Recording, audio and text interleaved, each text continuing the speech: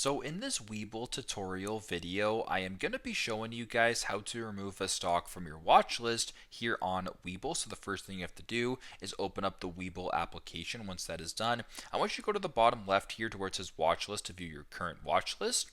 So for me right now, I only have one stock added to my watch list. This stock, of course, is Amazon, ticker symbol AMZN. Now, if you want to remove this from your watch list, it's pretty straightforward. Simply just go to where it says Edit Watch List in the top left. So it says My Watch List, and right below that, in sort of a grayish font, it says Edit Watch List. Simply just go ahead and press on that.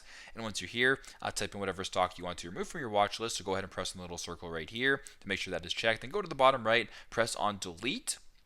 Once that is done, press on Done right here. And now you got my watch list, as you can tell, is actually back to nothing. So if you want to go ahead and make a new watch list, you can. But as you can tell right now, the stock has successfully been removed from my watch list here on the Webull application. So thanks again for watching, and I hope this video helps.